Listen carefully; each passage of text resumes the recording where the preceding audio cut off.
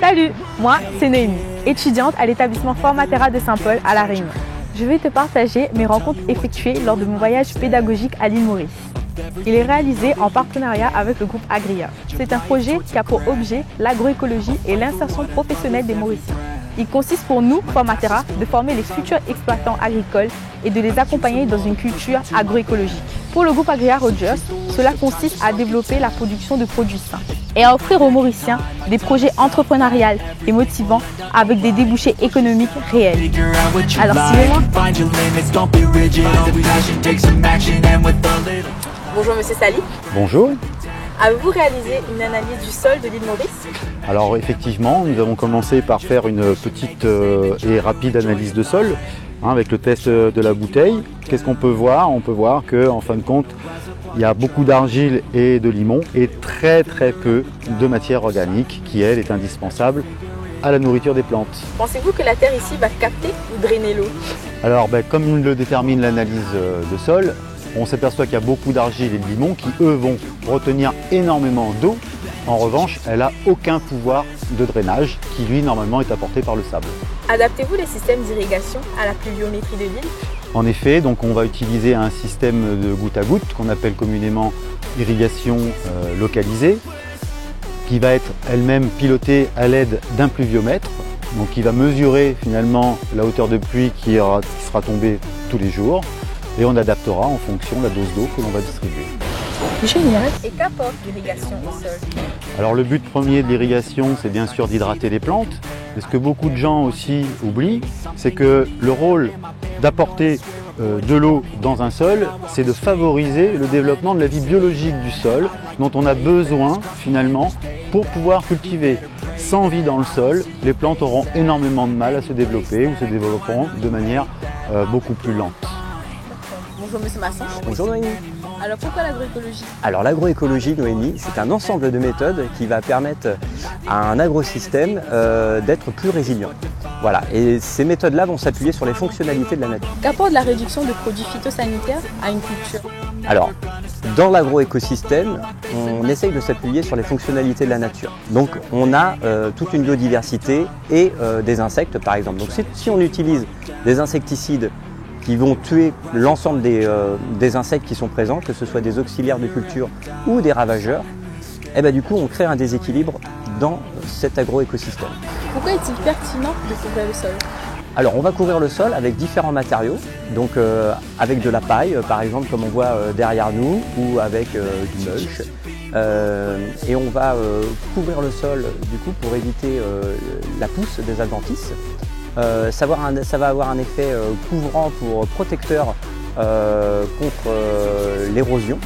Ça va nourrir aussi le sol, ça va l'enrichir en matière organique et puis ça va permettre d'économiser l'eau en saison sèche pour éviter justement l'évaporation de l'eau que l'on va ramener au sol. Je ne savais pas tout ça. Quel est le rôle de la biodiversité dans un jardin écologique? C'est ce qu'il y a de plus important, la biodiversité. C'est l'ensemble des organismes du coup vivants qui sont dans l'écosystème et c'est la multitude de ces organismes vivants. Donc il faut qu'elles soient le plus nombreux possible, ces organismes vivants ont des fonctions dans l'agroécosystème et ces fonctions peuvent être croisées, cumulées en fonction du nombre d'espèces que l'on va avoir dans ce système-là. Plus on a d'espèces, plus on garantit ce qu'on appelle une assurance écologique. Et cette assurance écologique, c'est ce qui va nous garantir que notre système est résilient. Voilà, c'est la résilience de notre système. Donc c'est ce qui va aussi réguler cette biodiversité, réguler les bioagresseurs dans notre agroécosystème.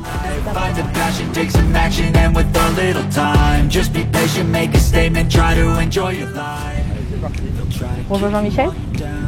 Quel est votre parcours professionnel et de formation? Salut Naomi. Alors moi j'ai commencé en 2001 comme paysagiste et les jardins communautaires a toujours été une passion pour moi. Et ensuite j'ai poursuivi mes études en Australie. J'ai débuté à Maurice et ensuite je suis parti en Australie pour faire l'horticulture et le côté paysager et ensuite me lancer dans la permaculture. Je trouve qu'il est très important de nos jours et je donne beaucoup d'importance à tout ça. Pourquoi avez-vous intégré ce cursus de formation? Quel est votre projet professionnel? Alors, j'ai intégré le cursus pour justement rencontrer les gens qui sont intéressés dans ce genre d'avenir, je veux dire pour les personnes qui veulent se regrouper et pouvoir donner le meilleur de soi-même pour combattre le problème alimentaire à Maurice. Et mon projet est justement de pouvoir obtenir un lopin de terre et de pouvoir avoir une ferme intégrée avec différents types de cultures et inclure la communauté qui viennent travailler ensemble et toujours avec l'idée de combattre le problème alimentaire à Maurice. Pensez-vous que d'autres Mauriciens pourraient être intéressés par ce type de programme? Pour justement produire localement et aussi créer de l'emploi. L'autonomie, on veut des jardins autonomes, des jardins qui peuvent justement se nourrir par soi-même, que la nature reprenne ses droits, comme si on souhaiterait justement venir en aide à la terre, justement en mettant de la nourriture, comme du paillage, comme du fumier, tout ça, pour justement que la nature puisse régénérer par elle-même et de pouvoir. Mais l'idée dedans, l'idée de faire tous ces efforts organiques, c'est pour avoir l'autonomie. On ne veut pas passer autant de temps au jardin. On veut des jardins qui soient justement stables et qui grandissent par eux-mêmes. La nature n'a pas vraiment besoin de nous pour pouvoir vivre. Il faut juste, parce qu'au départ, il faut juste emmener de la matière organique et en même temps, et à partir de là, mais il faut quand même comprendre les 5 éléments et les 5 sens. Alors, je commence par les 4 éléments. L'eau, la terre, le soleil et le vent sont les 4 éléments primaires qu'on doit justement porter beaucoup d'attention pour avoir un jardin autonome. On doit savoir où le vent souffle plus fort, on doit savoir quand il pleut, comment l'eau fonctionne sur le terrain. Il faut vraiment observer, avoir du sens d'observation et en même temps voir quel type de sol que c'est. C'est une terre argileuse ou c'est rocailleux, il y a des croches ici, peut-être je pourrais filer quelque chose là-bas. Maintenant, sans voir le soleil, il y a l'ombre et le soleil. Il y a les plantes qui aiment le soleil, il y a les plantes qui aiment plus l'ombre. Et comme on veut avoir tout, on veut l'autonomie, il faudra amener cet écosystème qu'il faudra nous établir pour qu'on soit en paix. La nature est en paix, on est en paix nous aussi. Merci.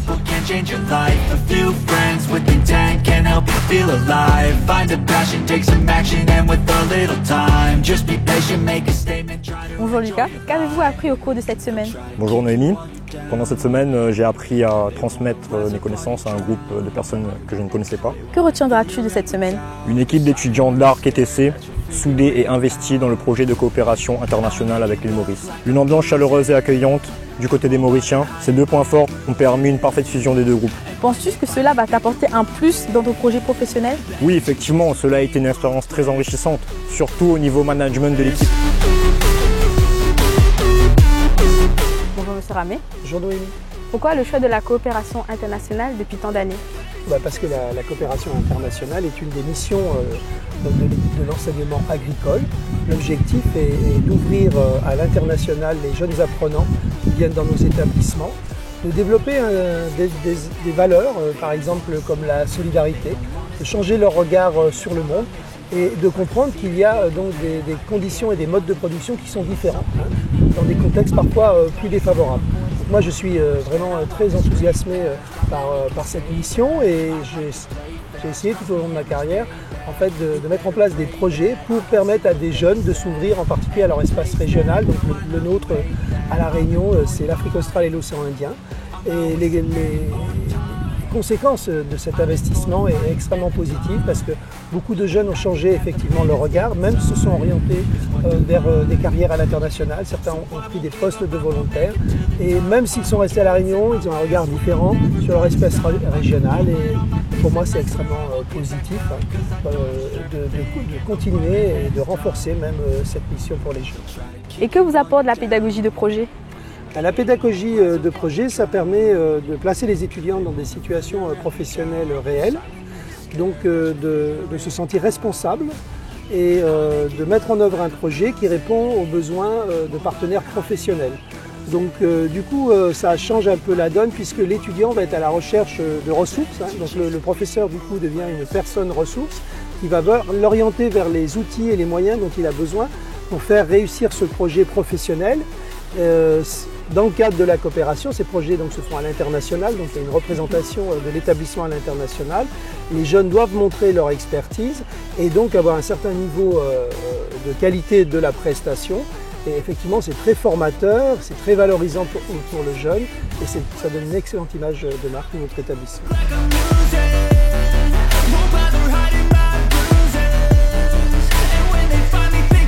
Bonjour Monsieur Sauzier. Bonjour Noémie.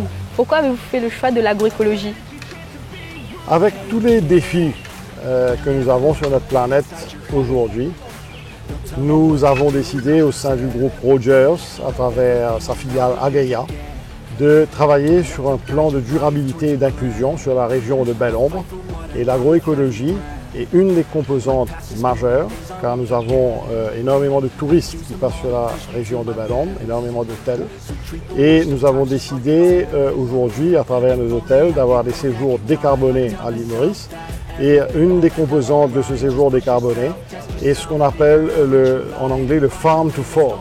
C'est de la ferme à la bouche.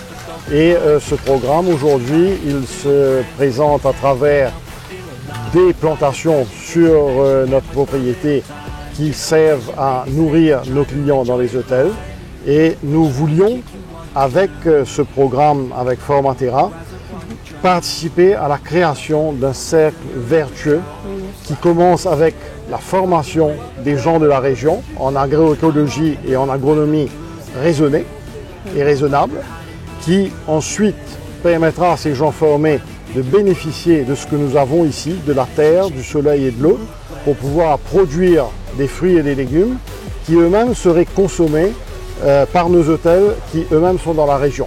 Et à ce moment-là, vous créez un cercle vertueux qui est la formation, la production, la vente sur place et le retour sur l'investissement se fait à travers la satisfaction de nos touristes qui viennent à Maurice et aussi à travers la possibilité de donner aux gens de la région un métier sur une période durable. Il faut que ça dure dans le temps et pour que ça dure, il n'y a que la formation, l'éducation et aussi la possibilité de trouver des débouchés à ces produits. Super projet. Merci beaucoup. Et quels sont les débouchés économiques et sociaux de ce projet?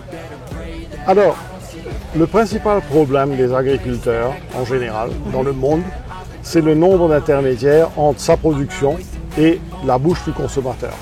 Aujourd'hui, notre idée, en formant les gens, c'est de pouvoir leur assurer qu'une grande partie de leur production trouvera des débouchés sur le circuit touristique et hôtelier de la région de Belle-Ombre. Et du coup, ces gens pourront, dans le temps, durer grâce au fait qu'une grosse partie de leur production sera vendue à nos hôtels, l'élimination d'intermédiaires, d'agents qui, eux, rachètent les produits des agriculteurs à bas prix pour les revendre à d'autres. Et aujourd'hui, sans ces intermédiaires, ils peuvent vendre leur production à un prix raisonnable qui leur permet d'avoir une pérennité et d'assurer que leur activité économique puisse durer dans le temps.